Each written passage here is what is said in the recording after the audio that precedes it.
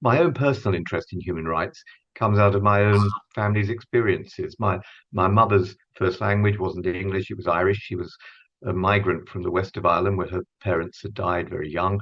They were poor hill farmers and they were scattered, seven children to the winds. Three sisters arrived in London.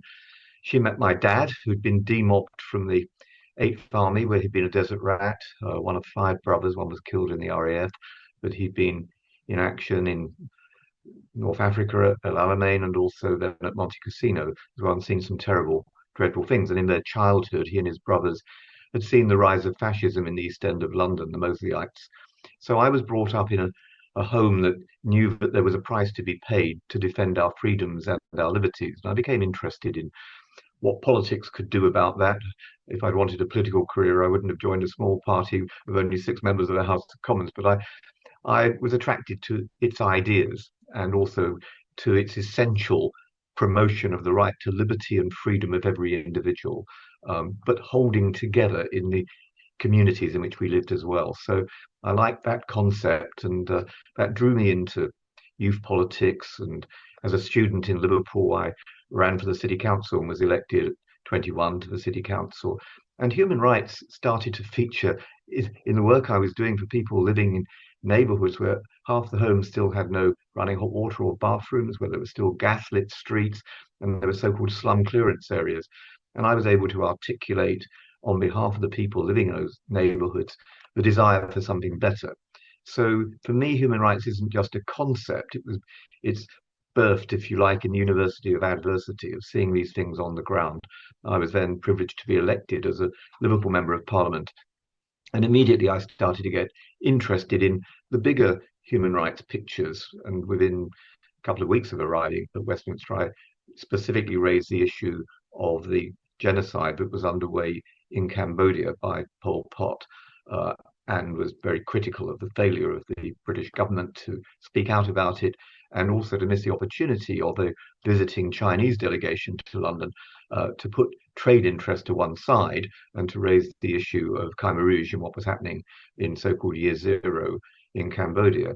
And their unwillingness to do that shaped my feelings about how we had failed to honor the Genocide Convention, why we'd failed to learn many of the lessons of the Second World War, the Holocaust primarily, but our unwillingness to put the common good, the common interest before those of individuals. And I then started looking at things like the Universal Declaration of Human Rights, the Genocide Convention, and I could see that incredible work had been done by the politicians of that post-war period, who included your own grandfather, of course, as well, Sir David Maxwell Fyfe, who was a Liverpool Member of Parliament, as well as being the Attorney General.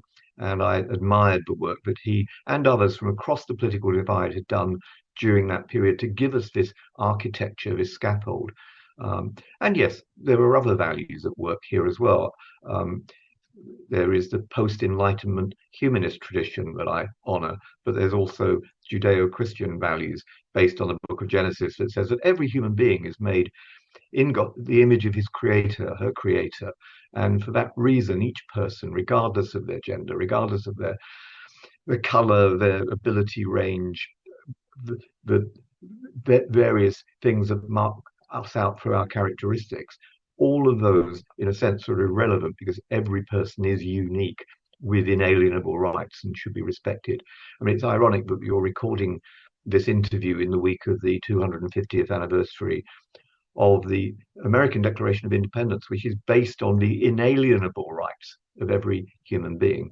And that's a tradition I root myself in as well. So, starting with the first question, human rights are a way of describing the universal character of humanity. At present, many people don't relate to this. Fear, division, and lack of knowledge get in the way. Why do you think that is? Some of the experiences of the 20th century, which I've just been talking to you about, I think have been forgotten. It was a Danish theologian and philosopher, Soren Kierkegaard, who said that life must be understood backwards, but it must be lived forwards. In other words, history is a great teacher. And I think we've started to forget some of those lessons from the 20th century. And I think the idea of the common good and universal values have been superseded by autonomy and choice, the idea that my individual rights are more important than collective human rights. So I think the erosion of post-Enlightenment humanism and the erosion of Judeo-Christian values has played a negative part. I passionately believe in the idea of the common good. My mother had some words in Irish on the wall of our kitchen when I was growing up that said, "It is in the shelter of each other's lives that the people live." So I think whether that's in your family or in your local community or in the world generally, that we live through the lives of others. But if we're going to look at the world forward through our experiences collectively in the past, in the 20th century, some 77 million people died as a result of wars that began in Europe, which is why Winston Churchill, at the end of the Second World War, I mean, he had a lot of things to say, but for instance, he said, "There is no word sufficient to describe the monstrosities that had occurred." And it was left to a Jewish lawyer, Raphael Lemkin, whose own family had seen more than 40 of their family murdered in the Holocaust, to give us that word. And the word is genocide, the cutting, genocide, the cutting of the human family. And so we had a word, and then we had a convention that was crafted by lawyers. But in addition to that, we had the Universal Declaration of Human Rights. So the work, again, of people from many different backgrounds and traditions. But without Eleanor Roosevelt pushing for this, it probably would never have happened. And the Genocide Convention and the Universal Declaration were agreed within literally days of one another and become the bulwark of what we have therefore grown up with. But much of that has been forgotten. And we live in a very fast and furious age where education has been replaced often just by learning from the internet or from your smartphone or in the latest text that arrives. And that has become, I fear, a vehicle for disinformation and misinformation. And it's superseded this, I think, more measured and somber view of what went before. But that isn't a pessimistic opinion I'm trying to express, because I think it shows what humanity is capable of if it wishes to, but it requires leaders to do it. And I'll go back to Winston Churchill for a moment, because in 1946, he made a very famous speech in Missouri. It's the so-called Iron Curtain speech, where he said an Iron Curtain was coming down across Europe, flanked by President Truman. He said, "We must never cease to proclaim in fearless tones the great principles of freedom and the rights of man." And just 2 years later, speaking in Europe, in The Hague, he said, "In the center of our movement stands the idea of a charter of human rights guarded by freedom and sustained by law." And he specifically called for a court of justice with adequate sanctions for the implementation of this charter. So here we have the birth of the European Convention on Human Rights. And last year, as everyone watching this broadcast will know, we had the 75th anniversary of that convention. But now it's almost as though we've forgotten what the ingredients were that created that convention. All we have to do is just look eastwards to what Putin is trying to do in Ukraine and to see why everything that was agreed 75, now 76 years ago was right then and is right now. So can you offer some immediate practical steps to help people recognize their own human rights, to respect the rights of others, and understand that human rights are in fact universal? Yes, I can. And I think education is part of this. For 20 years, I had the privilege of holding a chair at Liverpool John Moores University, where I set up a foundation for citizenship. And part of that foundation's work, we ran a series of public lectures where rarely less than 800 or 900 people would come to those lectures, but we would also present awards to young people for the part that they were playing in some small way, but things begin with small deeds, in some way by being active citizens. And I do think that within our education system, we need to do a lot more to promote the idea of citizenship, so that everyone knows what their human rights are, but also what their duties and obligations as citizens are as well. Truth should stand at the heart of that agenda. It was Ben Jonson, a great Englishman, who said that stand for truth, it's enough. And I think that we've lost that idea of truth in this miasma of instantaneous opinion texts and ideas that are being taken often from very dubious sources. So I would say education should include components on our rights, but also our obligations, elements of responsible citizenship that we need to revive in the minds of young people. So yes, I would begin with education. Our understanding of human rights adapts to the condition of the world at any time. How would you describe the evolution of human rights over the past 75 years? Well, I've tried to outline to you what happened in the post-war Second World War settlement, but I'd roll the clock back even further, if I may, to 1915, which, when my grandfather was fighting in the First World War, it took him to Jerusalem, where in 1917 we see the lifting of the siege in Jerusalem, but we also see the consequences of what the Ottoman Turks had done to one of the most notable minorities in the region at that time, the Armenian population. An estimated 1.3 million people had been murdered by the Ottoman Turks. Now, the world failed to act, even though people like Mr. Gladstone, 10 years earlier, had called a great rally, which took place in Liverpool. And he said, what do you think brings an old man like me from his home in North Wales to speak here in the city of my birth? And he said it was two Armenian gentlemen. He had listened to them and he acted and warned what the consequences would be if nothing was done. Nothing was done, and those 1.3, 1.5 million people were murdered as a consequence. Adolf Hitler would subsequently say, well, who now remembers the Armenians? In other words, it gave him the impunity to begin the appalling things he did in the 1930s, which culminated in the Holocaust. So we must remember what happens when you do nothing. And then we must remember what brave men and women did in the post-war period. I've mentioned Eleanor Roosevelt and the Universal Declaration of Human Rights. Some of those 30 articles that were adumbrated at that time are honored in their breach all over the world to this day. But that Universal Declaration still stands, and though many are denied those rights, we must fight for them. Secondly, the Genocide Convention I've referred to.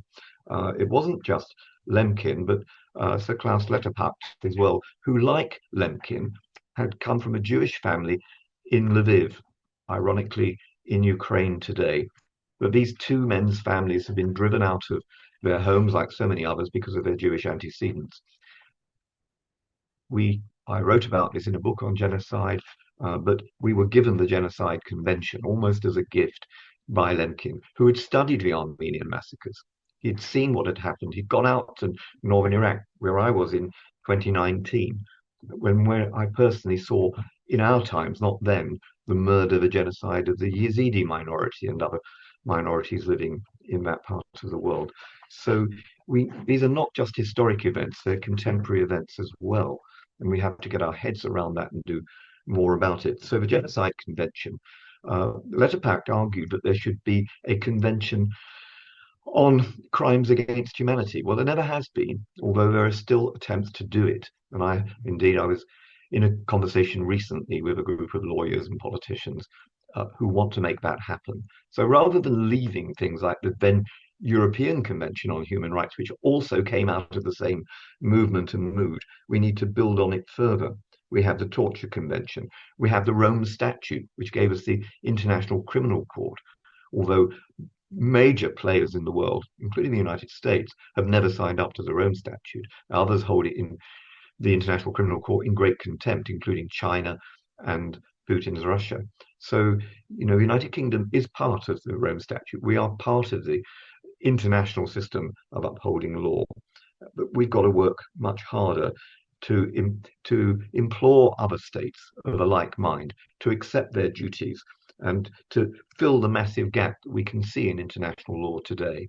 Putin has been condemned by the International Criminal Court for atrocity crimes by the kidnapping of Ukrainian children, their re-education, their attempt to remove their identity from them. All of these are incidentally factors inside the Genocide Convention as a crime of genocide. We see the Uyghurs. I visited Western China and Tibet, who suffer what the House of Commons has said is a genocide. We've seen what happened to the Yazidis in northern Iraq. We see in Darfur, even now, I raised it in Parliament as recently as last week, a repeat of the genocide that took place there 20 years ago.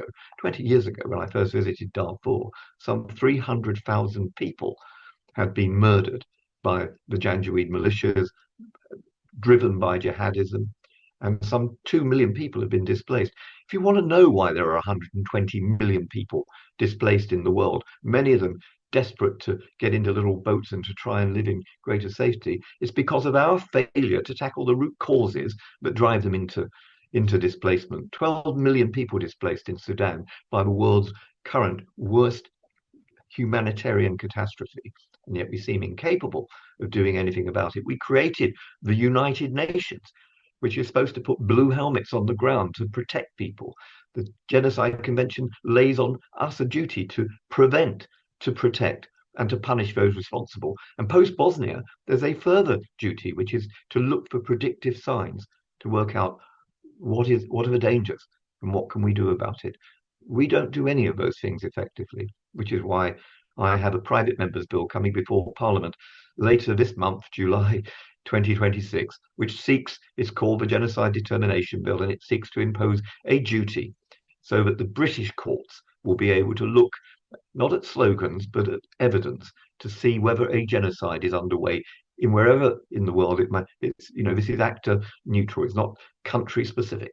If a genocide is underway in the terms of the convention, that places duties on us, and we don't take them seriously, and we should do. So my bill is an attempt, not for the first time, but it's got backing from people from across the political divide, and I will go on and on about this until my last breath has left my body, because this is about very vulnerable people who need the very things that we recognized in the post-war period were essential. So, what can we learn from the pioneers of modern human rights after the Second World War? We learned about justice during that period, and Sir David Maxwell Fyfe and many others whom I referred to in a parliamentary debate I initiated in the House last year to mark the 75th anniversary of the European Convention on Human Rights. We should take on those who say we should lead that convention. Only a week ago, in a private meeting with Kemi Badenoch, I won't repeat what she said, but I can repeat what I said, which was that I think it is wrong for major political parties, including her own, to be calling for us to leave the ECHR. Maybe it's capacious in parts. Some of the articles do need some reform because 75 years later, the challenges are different. But European ministers are looking at ways to reform it, and Shabana Mahmood, our Home Secretary, is part of that. So let's change it if necessary and reform it. But let's throw the baby out with the bathwater, which is what I think we are in danger of doing. So anyone who's interested in this, please go back to the debate. It's on my website, but it's on the Hansard site as well. From last year, the 75th anniversary of the European Convention on Human Rights, why it was right then and why it's right now. We need to fight for that. And anyone who cares about this should be lobbying their members of parliament and candidates from all of the major political parties and saying, will you please speak up to maintain this country's obligations to human rights? Let me give you one last example. I have the privilege of chairing the Joint Parliamentary Committee on Human Rights in Parliament. It wasn't a position I sought. I was elected to do it, nominated by a Conservative, seconded by a Labour member of that committee, and it was a unanimous decision. And I've tried to do my best to honour that privilege.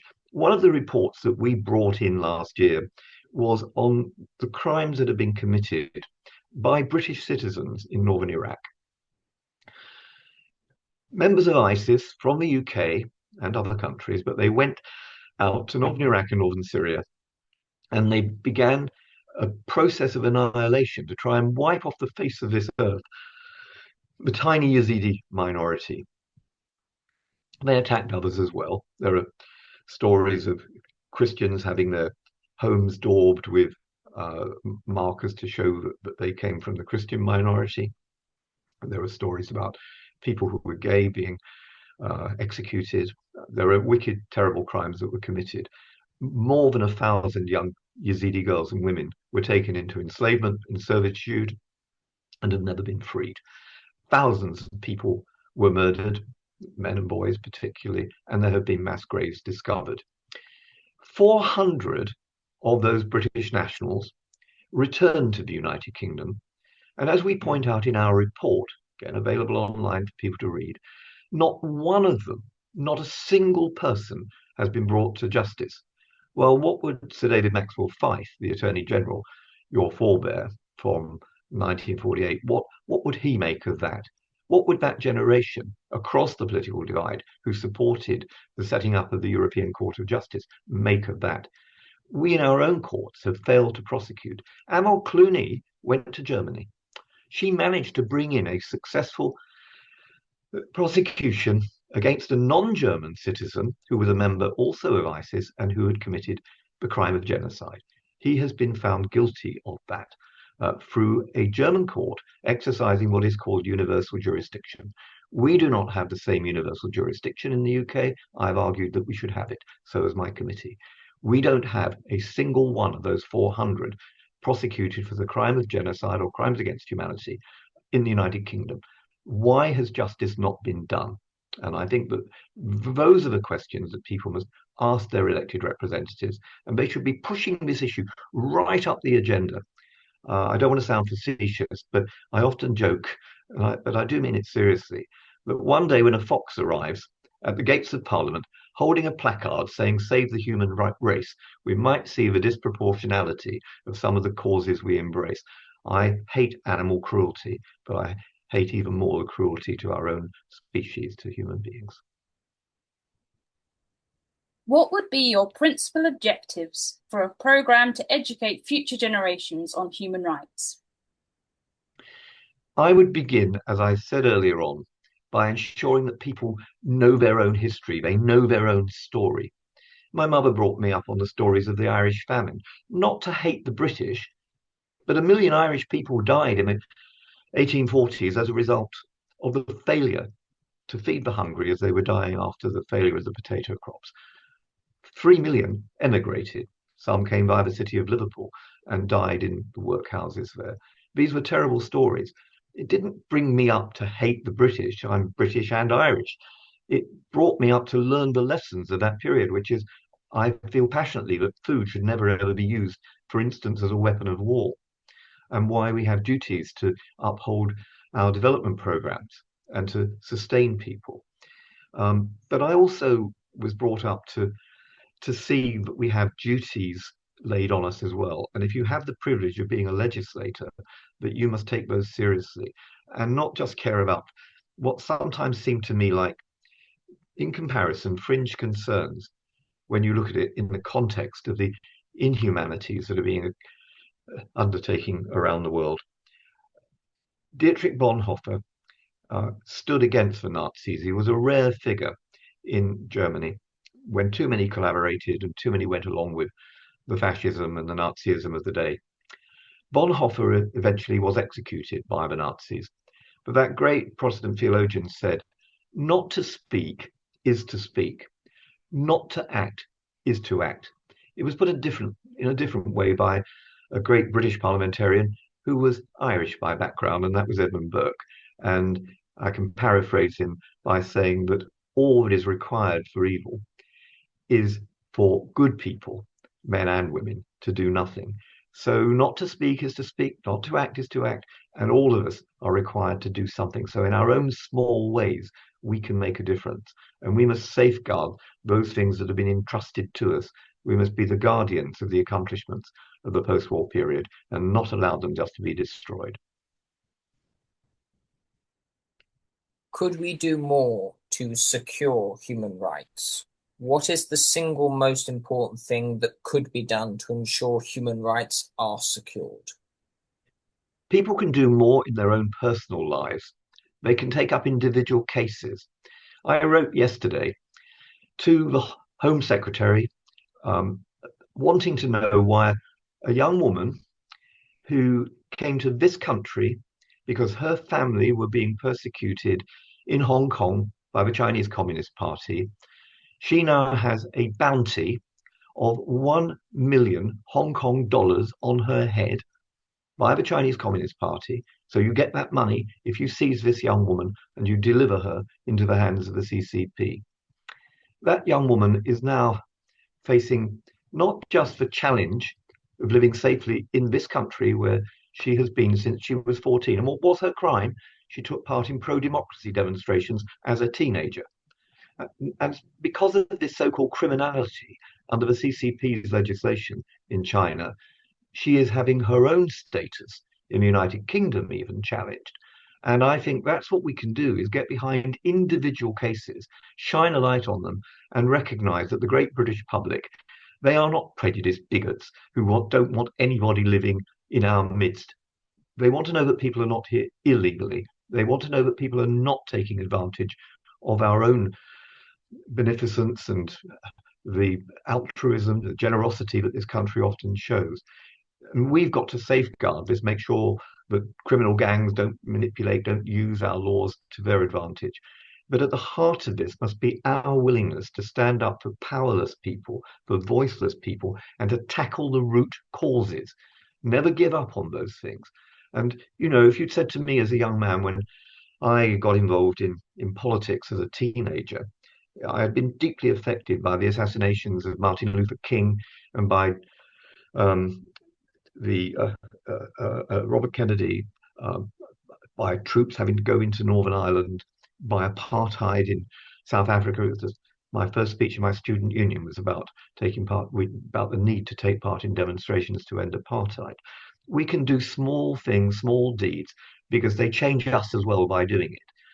You can't put your hands into the wounds without being affected by the person who has endured those wounds. So I think don't make human rights just an academic issue. Experience what others are suffering. And through the agonies, the pain of that suffering, it becomes like a megaphone, and you can then do something for them. Then learn about the challenges to our own laws. What more can we do? How can we change our laws? How can we make sure things like the Genocide Convention actually work and are not used like a smokescreen, as they have been in the UK too often? Oh, we're signatories to this, but we have no intention of implementing it. And, the doublespeak will put Putin's Russia into what's called the foreign influence scheme, top tier, but we don't put China because we want to maintain trade deals with the People's Republic of China. So we've got to face all those issues, spell them out, what the implications of this are, and get people to take our human rights, our freedoms, our liberties far more seriously than maybe they do at the moment.